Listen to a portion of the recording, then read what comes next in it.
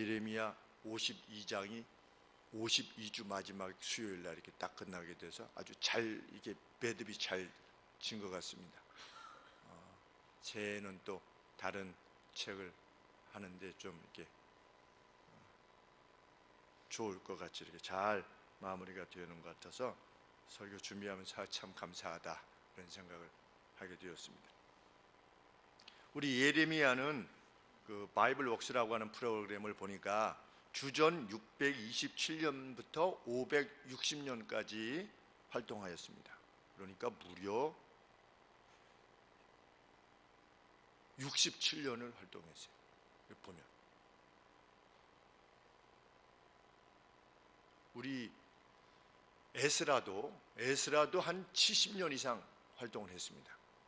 여기 보면 이제 이 유다가 멸망한 뒤에 536년에 1차 귀환을 하고 그 다음에 445년경에 2차 귀환을 하는데 536년 때 귀환시켰던 에스라 선지자가 그때 440몇 년 때에도 그때까지 살아있어가지고 귀환시켰어요. 그런 걸 보면 굉장히 오래 100살 이상 살지 않았나 이런 생각이 듭니다. 그리고 그 먼 거리를 에스라가 또 이게 간 것을 보면 마치 갈렙처럼 그렇게 아주 강건했던, 육체적으로도 강건했던 선지자가 아니었겠는가 하는 생각을 해보게 됩니다. 그런데 이 예레미야가 요시야라고 하는 왕, 개혁을 했던 왕, 그 개혁했던 왕 제위 13년부터 여호야킴 11년까지 하나님의 계시의 말씀을 받았다. 이렇게 1장에 언급되어 있습니다. 1장 1절에. 그렇죠?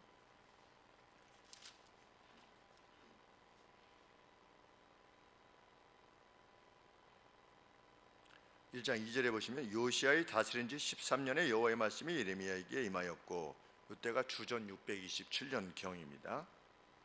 그 다음에 요시야의 아들 유다 왕 여호야킴 시대에 또 요시야의 아들 유다 왕 시드기야의 제11년 말까지 임하니라.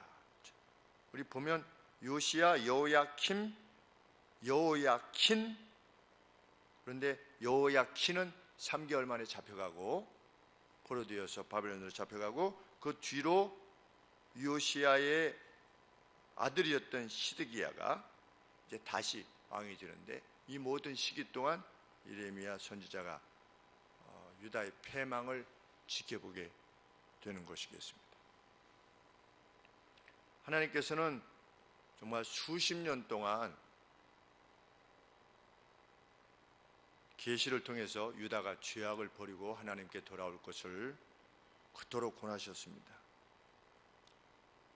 우리 앞선 내용들을 살펴보시면 예레미야 4장 14절에 보시면 예루살렘아 내 마음의 악을 씻어버리라 그리하면 구원을 얻으리라. 내 마음의 악을 씻어버리라. 그리고 또 26장 3절에 보시면 그들이 듣고 혹시 각각 그 악한 길에서 떠나리라. 하나님이 기대가 있으셨습니다. 그러니까 이러한 멸망이 너에게 있을 것이다 라고 하신 것은 그것이 운명적으로 결정된 것이 아니고 너희가 돌이키지 아니하면 이러한 재난에 직면하게 될 것이니 빨리 돌이켜라 라고 하는 것이 멸망을 선포하신, 저주를 선포하신 궁극적 목적이라는 것을 알게 됩니다. 우리 하나님께서 지옥을 말씀하시는 이유도 내가 벌을 주겠다 이것이 아니라 지옥을 면하라는 것입니다. 그들이 듣고 혹시 각각 그 악한 길에서 떠나리라 그리하면 내가 그들의 악행으로 인하여 재앙을 그들에게 내리려 하던 뜻을 돌이킬 것이다 그러셨습니다. 마치 니느웨 성에게 요나 선지자를 보내셨을 때 그들이 회개했을 때 하나님께서 그 뜻을 돌이키셨던 것처럼 내가 돌이킬 것이다. 그런데도 불구하고 하나님께서 왜 이들을 진노하시고 멸하실 수밖에 없는가? 대해서 7장 25절에서 이렇게 말씀하십니다. 너희 열조가 애굽 땅에서 나온 날부터 오늘까지 약 800년 동안입니다. 800년 동안 내가 내 종 선지자들을 너희에게 보내었을 때 부지런히 보내었으나 너희가 나를 정종치 아니하며 귀를 기울이지 아니하고 목을 굳게 하여 너희 열조보다 악을 더 행하였느니라. 하나님의 진노의 이유입니다. 그런데 거기서 돌이키라는 것이죠. 그러면 그들의 죄의 내용은 무엇이었느냐? 22장 3절에 보시니까 그들은 공평과 정의를 행하지 아니했습니다. 그래서 이방인과 고아와 과부를 압박하고 학대하였다. 힘없는 자들을 학대하였다. 그리고 무죄한 자의 피를 흘렸다. 죄 없는 자를 감옥에 넣고 죽이고 22장 16절에 보시면 이웃의 서비스를 돈을 주지 않고 받았으며, 굉장히 그 표현이 값을 치르지 않고 이웃으로부터 서비스를 받은 거예요. 이거 어떤 상황일까 이런 생각을 해보게 됩니다. 저는 이게 떠오르는 게 두 가지인 것 같은데, 하나는 우리끼리 그러면서 뇌물로 공여를 받는 거지요. 이렇게 내가 집이 필요한데 그 집이요. 제가 이렇게 남는 게 있으니까 좀 지어드리지요. 자재가 좀 남았는데 신경 쓰지 마세요. 제가 이렇게 한 채 뭡니까? 값을 치르지 않고 서비스를 받는 겁니다. 또 다른 하나는 무엇이겠습니까? 서비스를 받고서 돈을 안 주는 거예요.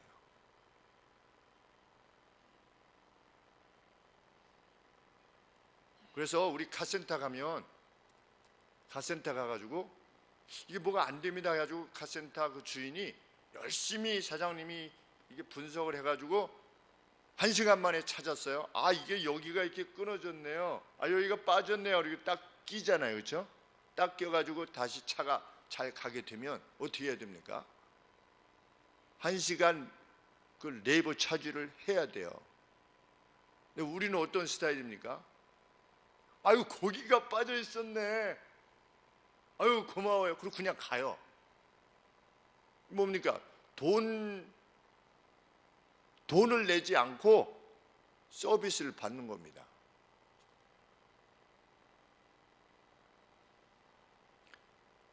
우리 처음에 이쪽 예배당 할 때 요 벽에 지금 필름을 붙였는데, 필름 붙인 하기 위해서 견적을 받지 않습니까? 그런 회사에 견적을 받으면 이 필름은 견적을 여러 군데서 받았는지 잘 모르겠지만 우리가 이게 공사할 때 한 두세 군데에서 이렇게 견적을 받습니다. 견적을 받을 때 만약에 세 군데에서 했으면 두 군데는 견적 없잖아요. 이렇게. 그래도 우리 교회는 한 10만 원 정도씩은 보냈습니다. 왜? 그 견적 준비하느라고 그 시간이 얼마나 할애가 됐겠습니까? 그렇죠? 비록 안 됐지만 감사합니다 이렇게 통화하고 감사합니다. 그런데 다른 곳에서 아마 하게 될 것 같아서 이렇게 못했지만 그래도 출장비 정도는 될 것 같아서 저희가 이렇게 보내드리겠습니다. 계좌번호 보내주시면 바로 보내드렸죠. 이게 성경의 원리니까. 이게 어떤 서비스든 간에 그런 생각을 해보게 되었습니다. 우리 광고 영상이 나올 때 그것도 이제 여러 군데서 서로 시연을 하지 않겠습니까? 그러면 그 채택되는 그 광고사 외에는 나머지 다 떨어지는 거잖아요. 그러면 그거 참, 물론 그 비용까지 광고비에 다 포함되어 있겠지만 다른 그 광고가 채택될 때 그 비용까지 다 포함되어 있겠지만 이러한 어떤 그 노력들이 그냥 이렇게 수포로 돌아가는 것들 참 안타까운 일이다 그런 생각을 해보게 되었습니다. 하나님의 나라에서는 이웃의 서비스를 돈을 주지 않으면 하나님께서 멸망시켜 버리신다. 우리 가정도 그렇고 우리가 행하는 생업도 그렇고,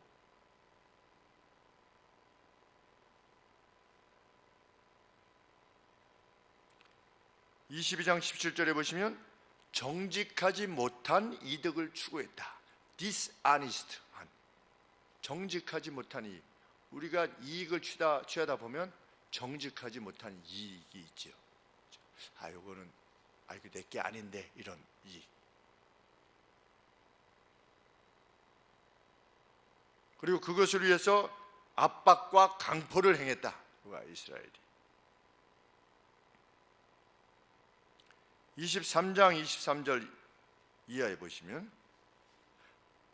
선지자들은 하나님의 말씀을 받지도 않았으면서 하나님으로부터 계시의 말씀을 받았다고 하면서 이스라엘을 유혹했다. 내가 주지도 않았는데, 하나님 이렇게 말씀하시는 겁니다. 내가 너희들한테 계시를 주지도 않았는데 니네들이 거짓말로 내가 하나님으로부터 계시를 받았다고 해가지고, 요즘 그런 자들이 많지요. 동성애 하나님께서 허락하시는 것일 수도 있습니다. 어디 그런 계시가 있어요, 성경에? 그렇죠? 우리는 그런 사람을 만나면 제가 묻는 겁니다. 성경에 어디 그런 계시가 있냐? 그 텍스트를 대라, 그 본문을 대라. 내가 본문을 대면 내가 하나님 말씀으로도 그것도 생각해 볼 수 있겠구나 라고 받아들일 수 있겠다. 그렇지만 본문을 대라, 본문을 못 대요. 왜? 하나님의 계시가 아니니까. 그런데도 기독교라고 하는 이름 가운데서 그 자들이 동성애를 하나님이 원하시는 것이라고 말하는 거죠. 누차 말씀드리지만 PCUSA 장로교, 미 장로교가 16,000교회가 속했다고 그러는데, 그 교회가 동성애를 하나님 말씀에 비추어서 합법적인 거다 이렇게 정했다고 하니 뭐 유다나 다를 바가 없겠죠. 교회가 그러고 있으니 하나님이 미국을 그냥 놔두시겠습니까? 그런 미국을. 하나님은 그 나라를 통치하실 때 그 안에 있는 하나님의 사람을 먼저 보시지요.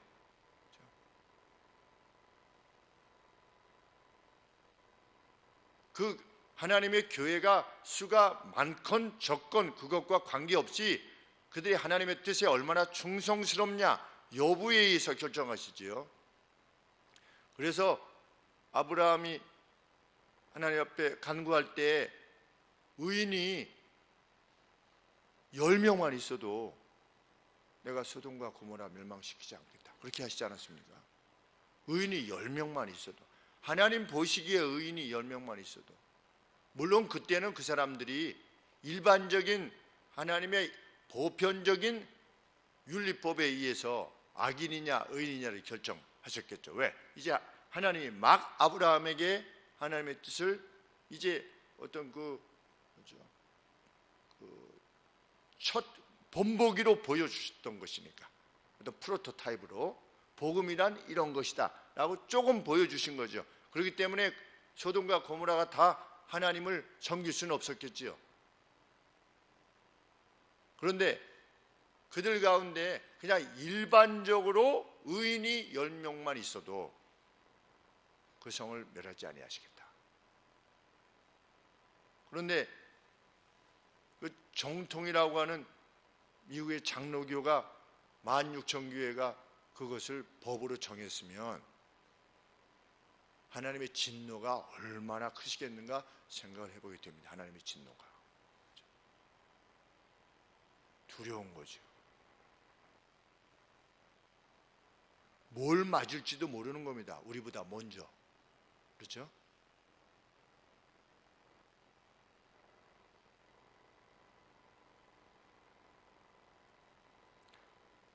누가 더 하나님을 잘 섬기고 있느냐? 중국이 하나님을 더 잘 섬기고 있느냐? 미국이 하나님을 더 잘 섬기고 있느냐?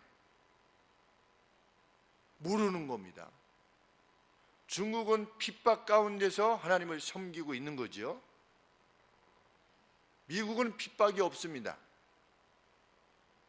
어느 쪽이 더 잘 섬길 것인가에 대한 대체적인 판단은 이루어지겠습니다. 중국이 지하교회 성도들까지 다 포함해서 한 1억 5천만 명 정도 된다고 하지 않습니까? 크리스찬들이 13억 중에 1억 5천만 명이, 만일 5천만 명은 빼고 그냥 1억 명만이라도 예수님을 정말 핍박과 환난 가운데서도 내가 예수님을 섬기겠다고 하는 성도들이 있다면 하나님이 어느 나라를 더 사랑하시겠는가? 정치적인 것과 관계없지 않습니까? 하나님께서는. 우리도 정말 두려워해야 할 바는 교회의 타락이지요. 북한의 핵무기가 무서운 것이 아니라 교회의 타락.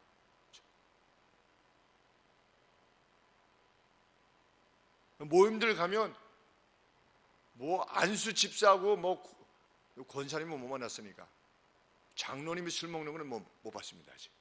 장로님이 술 드시는 거 못 봤지만 교회 집사라고 하는데 그냥 뭐 소주고 맥주고 막 가리지 않고 먹는 거죠. 그냥 얼굴이 벌게 가지고 저도 교회 집사입니다. 그런데 처음에는 어떻게 그 술은 방탕한 거야. 내가 집사라고 하니까, 후배니까 집사라고 하니까 그러다가 죽는 수가 있어.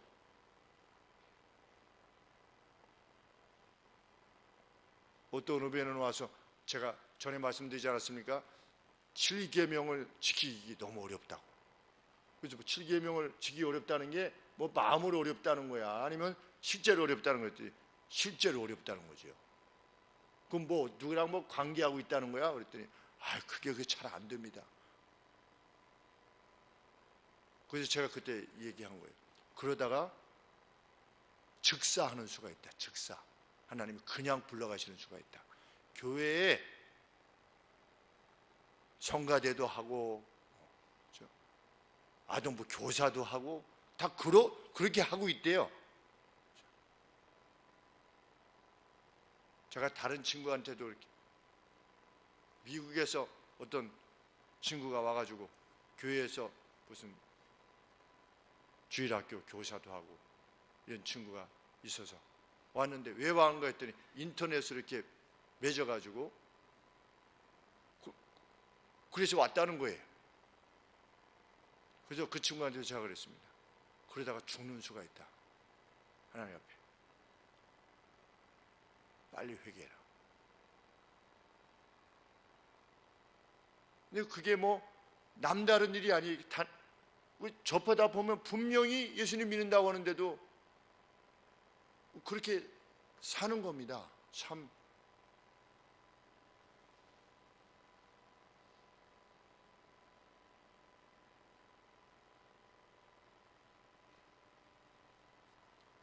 메시지는 설교 메시지가 와요. 성경 메시지가. 여호와께 구하라. 그래서 이분은 참 대단한 분이다 이렇게. 근데 사진 찍어서 올리는 것들 보면 술 취해가지고 얼굴이 부얼게 해가지고서 이런 사진들만 올라오고. 도대체 예수님을 잘 믿는다는 게 도대체 뭔가? 그렇죠? 술 취하지 말라. 이는 방탕한 것이니. 그렇죠? 술 취하지 말라. 요새는 안 취하면 될 거 아니겠습니까? 이런 사람도 없어요. 술 취하지 말라는 내 번외의 말씀이에요. 내가 관심도 없어요.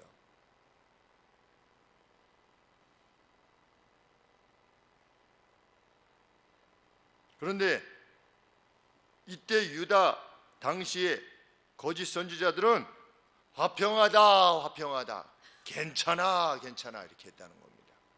하나님의 계시라고 그러면서.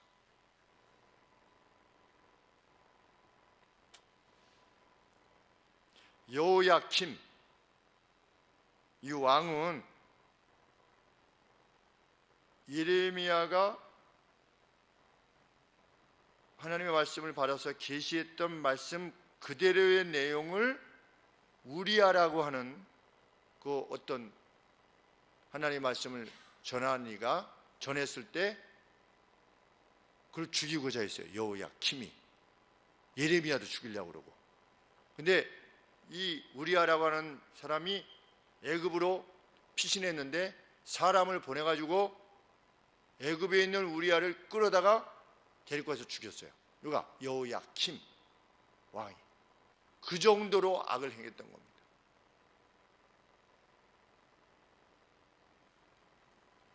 우리 40장 5절에 보시면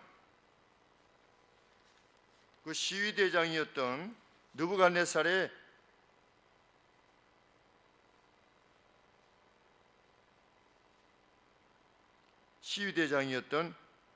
느부사라단이 40장 2절에 보시면 예루살렘을 함락시키고 난 다음에 시위대장이 예레미야를 불러다가 이르되 내 하나님 여호와께서 이곳에 이 재앙을 선포하시더니 여호와께서 그 말씀한 대로 행하셨으니 이는 너희가 여호와께 범죄하고 그 목소리를 청정치 아니했으므로 이 일이 너희에게 임한 것이니라. 누가 말하는 겁니까? 느부갓네살의 시위대장이었던 느부사라단이 예루살렘을 점령하고 난 뒤에 예레미야에게 한 말입니다. 그러니 느부사라단조차도 여호와의 말씀이 그렇게 임하여 있다는 사실을 알고 있었던 거죠. 그러면 이스라엘의 온 그 유다 백성들이 예레미야 선지자의 말을 알고 있었다는 것을 의미합니다. 그렇죠? 근데 느부사라단조차도 와가지고 이렇게 된 것은 너의 신인 여호와의 말이 이루어진 것이다 라고 했는데 정작 유다 백성들은 그것을 따르지 않았다는 겁니다. 이런 비참한 일이 어디 있습니까?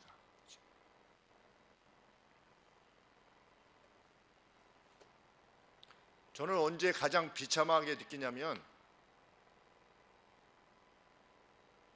왕과 방백들을 위해서 기도하라 라고 했을 때 성경 말씀이 그렇게 해서 왕과 방백들을 위해서 그들을 미워하지 말고 그들이 뭐 선정을 행하든 악행을 행하든 그들을 위해서 기도하라고 했을 때 어떻게 기도할 수 있습니까? 그래서 저한테 이렇게 좀 공부 좀 하세요 이러면서 하시는 분들 몇 분들이 이렇게 20년 동안 그분들이 다 저희 교회를 떠나셨지만 그때가 제일 안타까웠던 거죠. 그거는 목사가 말하는데 왜 안 들으시는가 이게 아니고 그것을 반대할 만한 본문이 있어야 되잖아요. 그것을 넘어서는 본문이 있다면 우리가 만일 그렇게 가르치는 자는 누구입니까? 거짓 선지자들이죠. 정말.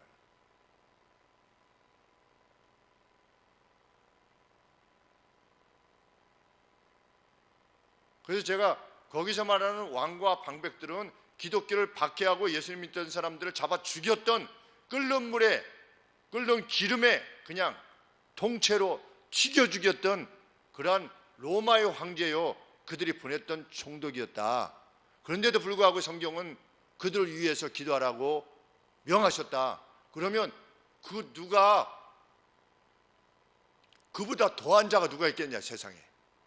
예수 믿는 사람들을 그냥 끓는 기름에 튀겨 죽이는 그냥 작두로 목을 자르고 우리 히브리서에서 언급하고 있지 않습니까? 톱으로 배를 자른 거예요. 톱으로 배를 잘랐습니다. 그래서 죽였어요 사람을. 그런데 그들을 위해서도 기도해라 라고 하셨다면 누구를 위해서 기도하지 않을 수 있겠습니까?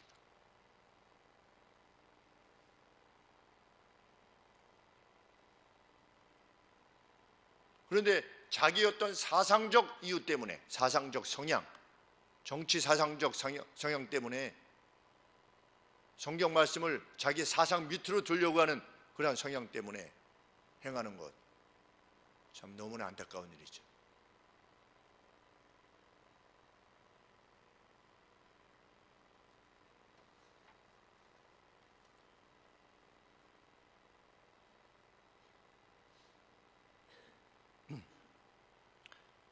하나님의 진노의 결과가 무엇이었습니까? 예루살렘이 무더기가 되는 것이다. 또 자칼의 굴혈이 되는 것이다. 유다 성읍이 황폐하여 거민이 없어지게 되는 것이다. 하나님이 그렇게 예언케 하셨습니다. 어느 한 성이 완전히 무더기가 되고 자칼이라고 하는 그 동물의 그 거하는 거처가 되고 거민이 완전히 없어지게 되는, 가령 예를 들면 무슨 충주 정도 되는, 청주 정도 되는 그 도시가 완전히 그렇게 황폐하게 되는 것, 그 기적이 아니고 무엇이겠습니까? 이번에 그 예루살렘에 그 이스라엘에 갔을 때 하솔이라고 하는 곳에 갔는데 그 남은 유적지를 보면 와, 하솔 왕 정말 위세가 대단했겠다 이런 생각을 해보게 되었습니다. 그 앞에 수십 킬로 앞에까지 다 보이는 거예요, 그 언덕에서. 그리고 여기에 이렇게 자기 왕궁이 있었겠죠. 그래가지고 그 터들이 남아있는 겁니다. 터들이 남아있는데 제가 거기서 이야, 이 하솔 왕은 아침에 일어날 때 정말 기분 좋았겠다. 이게 그냥 자기 왕국이 다 보이는 거잖아요, 그렇죠? 그런데 거기에 지금 사람이 하나도 안 사는 거예요. 그 넓은 지역에 사람이 하나도 안 살아요. 어떻게 그럴 수 있는가 이런 생각을 해보게 될 정도로. 보통은 어떤 도시가 있으면 무슨 한양이라고 그러면 한양이 그냥 나중에 서울로 바뀌고 이런 식으로 이름이 이렇게 바뀌어 가면서도 사람이 살던 곳이니까 그냥 있는 거 아니겠습니까? 그런데 불구하고 그냥 없어지게 되는데 어느 정도로 없어지게 되느냐? 그냥 자칼이나 와서 사는 그러한 곳이 될 것이다. 그래서 멸망할 것이다도 물론 예언의 내용이지만 멸망의 내용이 어떨 것이냐? 완전히 초토화된다는 거죠. 황폐하게 될 것이다. 근데 그 예언이 이루어진 것입니다. 누구 때 보면 느헤미야 때 보면 그 안에 예루살렘 안에 그 들짐승들이 살아가지고 그게 무서워가지고 사람들이 들어가고 싶어하지 않을 만큼 얼마나 참 들어보기 어려운 말이겠습니까?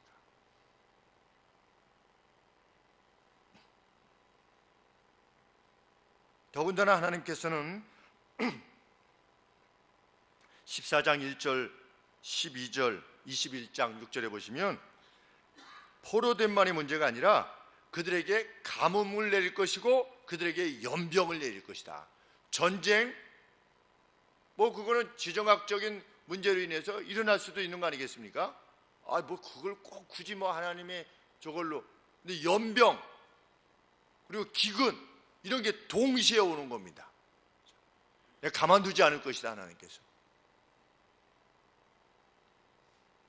그래서 그 재앙이 단순히 자연재앙이 아니라고 하는 것을 내가 반드시 보여줄 거다. 42장 17절에 보시면 애굽으로 도망해도 소용없을 것이다.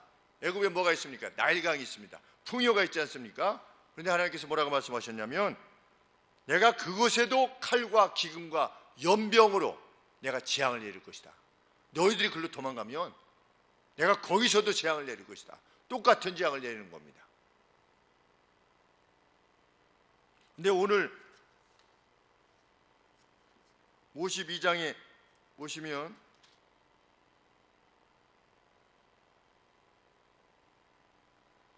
(52장 6절에) 보시면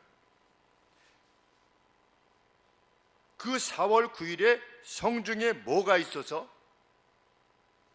기근이 심하여 그 땅 백성의 식물이 다 없어졌더라. 더 이상 먹을 게 없는 겁니다. 기근이 심해서. 언제? 정확한 날짜까지 있는 거죠. 4월 9일에 마지막 먹을 게 끊어진 겁니다. 이 상황 자체가 얼마나 극심한 상황이었는가를 알게 되고 완전히 끊어졌다는 것이지요. 하나님의 예언의 말씀이 이루어지는 것입니다. 기근을 내가 임하게 할 것이다.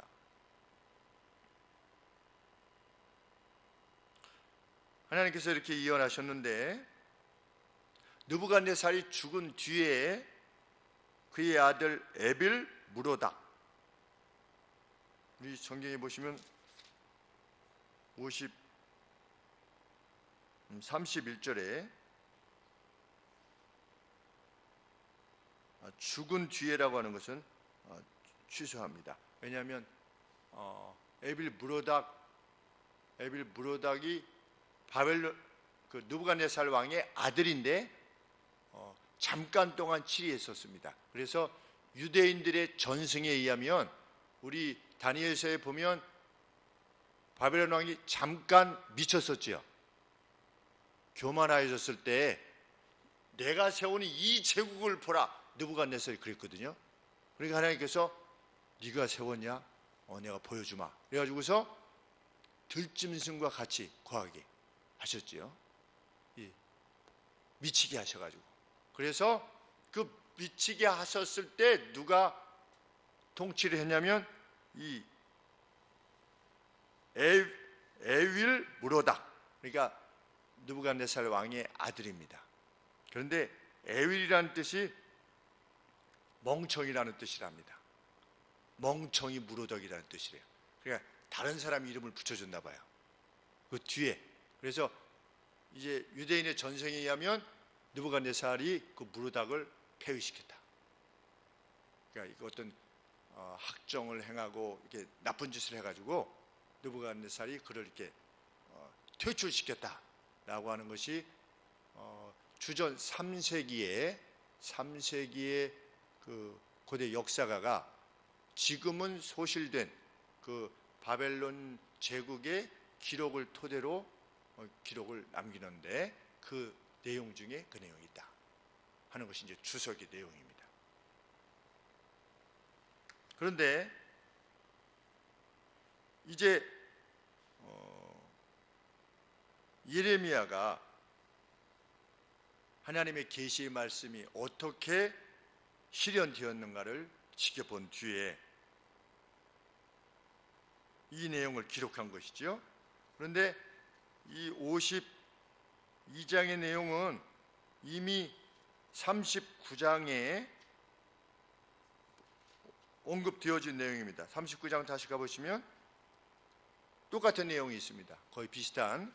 유다왕 시드기야의 9년 10월에 바벨론 왕 느부갓네살과 그의 모든 군대가 와서 예루살렘을 에워싸고 쳤다.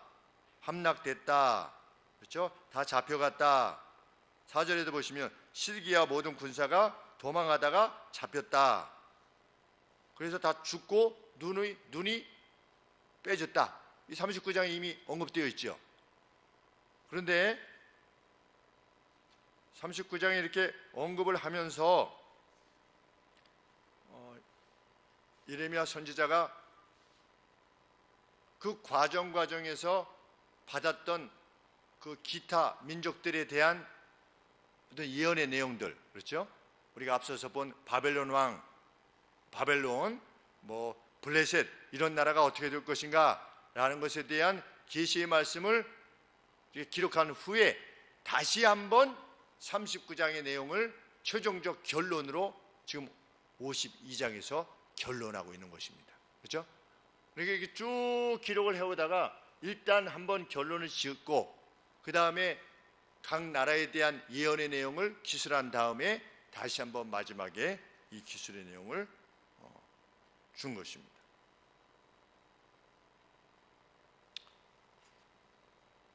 이것은 또한 열왕기 하 25장에 그대로 기록되어 있습니다. 오늘 52장의 내용. 예레미야는 하나님의 예언이 어떻게 성취되었는가에 대해서 담담하게 기술해 나가고 있는 것입니다. 그런데 느부갓네살 왕이 시드기야를 세웠지요. 그래서 시드기야가 그의 재위 4년째에 바벨론으로 가서 충성을 맹세했는데 어떻게 한 겁니까? 반역을 행한 것입니다. 그래서 느부갓네살 왕이 쳐들어온 것입니다. 10월 10일에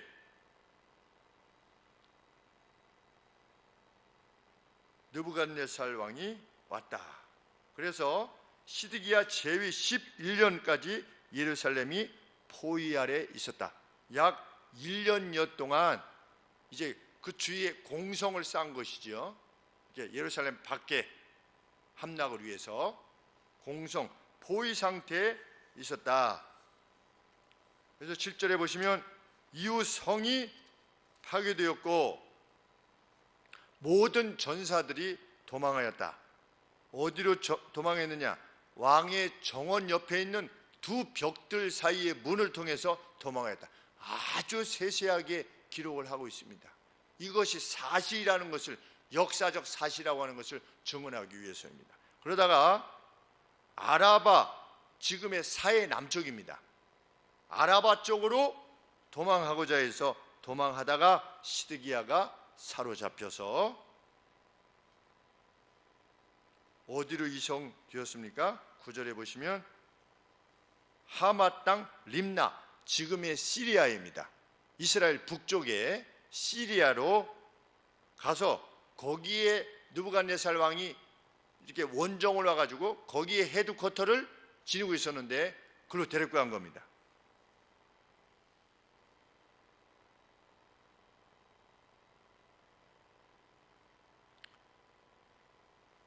그때 느부갓네살이 시드기야의 아들들을 시드기야가 보는 가운데 죽였습니다.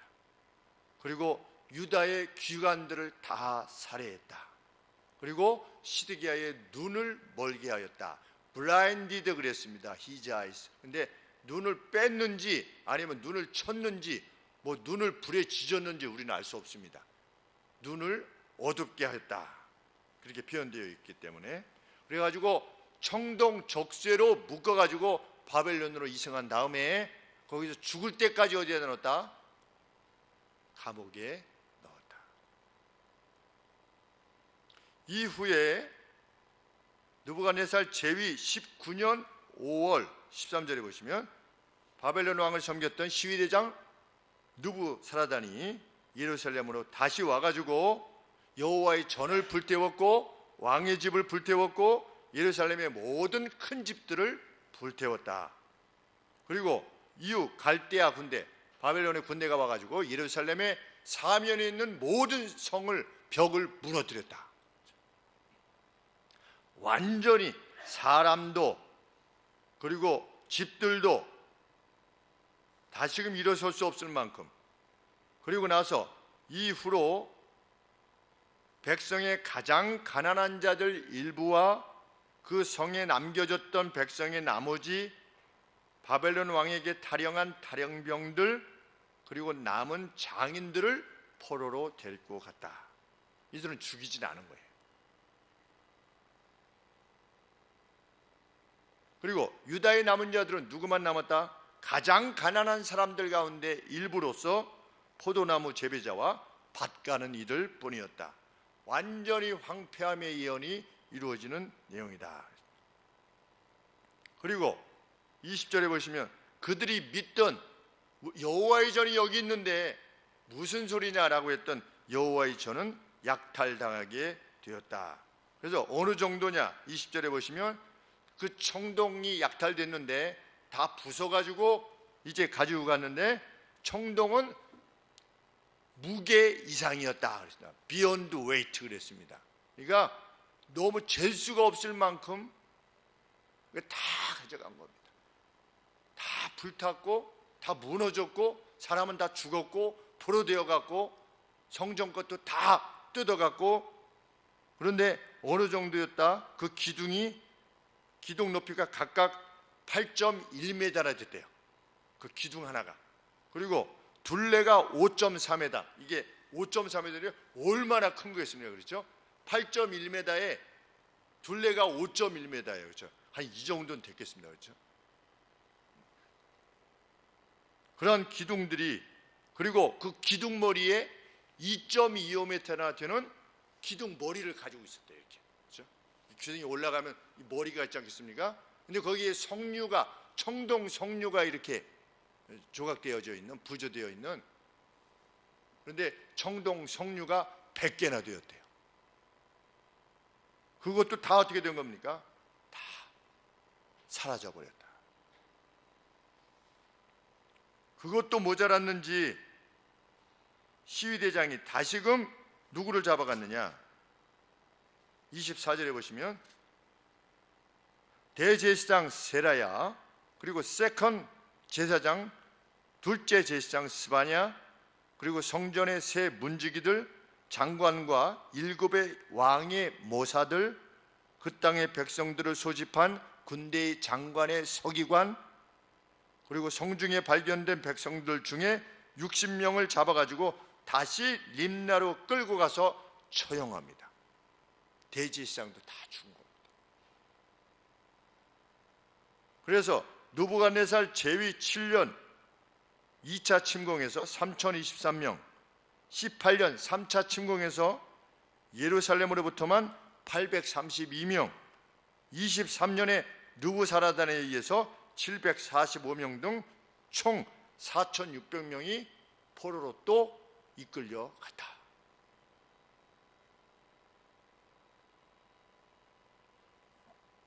예언이 너희의 죄악으로 인해서 예언이 이렇게 성취됐다는 거죠. 그러면 이걸 누구에게 기록으로 남겼겠습니까?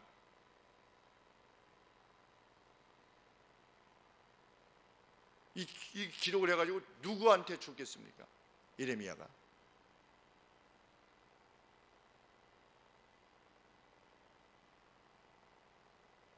바벨론에 포로된 자들이지요. 그렇죠? 바벨론에 포로된 이들. 너희는 어떻게 해라? 하나님이 포로되기 전에 그렇게 수없는 선지자를 통해서 너희의 앞선 이들에게 또는 너희들에게 이렇게 했는데 너희들이 하나님의 말씀을 따르지 않아서 이렇게 잡혀왔다는 거죠. 이것이 잡혀와 있는 너희들의 역사라는 겁니다. 너희를 어떻게 해라? 회개해라. 회개하고 뭘 기다려라? 하나님이 약속하신 때를 기다려라. 하나님 뭐라고 약속하셨습니까? 70년 만에 돌아올 것이다. 그 약속을 기다리는 백성으로서 살아라 여기서. 그래서 538년에 고레스가 너희 돌아가라. 그렇죠? 바벨론이 멸망하고 페르시아 제국의 고레스가 너희 돌아가라 했을 때 돌아오지 않았습니까? 2년에 걸쳐서 이스라엘 백성들이. 그리고 우리는 이 안에서 이 말씀을 듣습니다. 31절에 유다왕 여호야킨이 사로잡혀 간 뒤, 여호야킴의 아들이죠, 그렇죠? 여호야킴하고 시드기야는 같은 배고, 이렇게 그 아버지는 요시야고, 요시야 아들 여호야킴, 저도 이게 늘 헷갈려서 여호야킴이고 여호야킴이 아들이 여호야킨인데 비슷하죠, 이름이 여호야킨. 그런데 여호야킨이 왕이 됐을 때 이내 사로잡혀 가고 느부갓네살이 와가지고 대신 누굴 세웠냐면 이 요시아의 아들이었던 여호야킴하고 형제였던 시드기야를 세우는 거죠. 시드기야를 세워가지고 그 대리로 했는데 여기서 망한 거죠. 시드기야는 죽을 때까지 감옥에 있는 거고, 그런데 먼저 사로잡혀갔던 여호야킨에 대해서 말씀하고 있는 겁니다.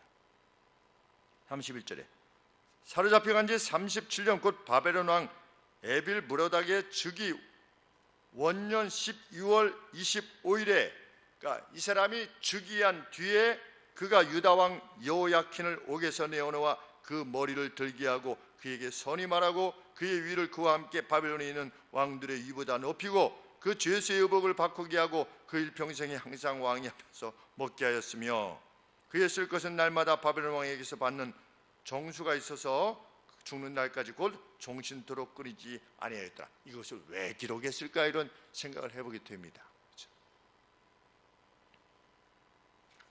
주석에는 없어요, 왜 기록을 했는가. 그런데 이것도 참 전송은 매우 조심스러운 일이긴 한데 그 이제 기록들이, 주석들이 이제 기록으로 여러 주석들에서 언급하고 있으니까 무로닥이 잘못한 겁니다. 이 7일을. 그랬을 때 느부갓네살 왕이 이 아들을 감옥에 넣었대요. 근데 감옥에서 누굴 만난 겁니까? 여호야킨을 만났대요. 이 여호야킨을. 그래서 이스라엘이 듣고, 그래서 이 사람이 이제 나중에 복이 될 때 이 원년에 이 여호야킨을 자기의 곁에 두었다고 한다. 이렇게 두었다고 한다. 이거는 뭐 우리가 진리로 받아들일 수는 없지만, 여하간에 이 왕이 여호야킨을 이끌어내어서 아주 선대한 거죠. 그런데 이 선대한 것을 감안해 보면 우리가 무엇을 생각할 수 있습니까? 이것은 무엇에 대한 어떤 상징적인 행함이라고 할 수 있을까요? 잡혀갔던 이스라엘 백성들은 어떻게 했겠습니까? 선대함을 받았겠죠. 그렇죠? 우리가 무엇을 기억하게 됩니까? 이스라엘 백성들이 광야 40년 동안 고통스러워했습니까? 행복했습니까? 40년 동안 부족했습니까? 남았습니까? 남았지요. 성경에 남았다고 되어 있지요. 40년 동안 의복이 헤어지지 않고 발이 부르지 아니하고, 왜? 하나님의 특별한 간섭으로, 돌보심으로 너희들이 광야 40년 동안 이렇게 지낼 수 있지 않았느냐. 그래서 나중에 광야 40년 동안 하나님이 잘 돌봐주신 것을 기념해서 초막절을 지내라 그러셨죠. 수장절을 지내라. 그 초막절 지낼 때 아름다운 나무를 이렇게 꾸며라. 너희들이 광야에 있었을 때 그렇게 했던 것처럼. 그래서 이게 물으면 뭐라고 대답해야 되냐? 광야 40년 동안 하나님이 우리를 버려두시지 않고 우리를 이렇게 선대하시고 풍성하게 먹이셨다고 하는 것을 너희 자녀들에게 가르쳐라. 그렇게 했던 것처럼 바벨론은 어떠합니까? 하나님께서 예레미야 선지자에게 말씀하셨죠. 바벨론에 항복해라.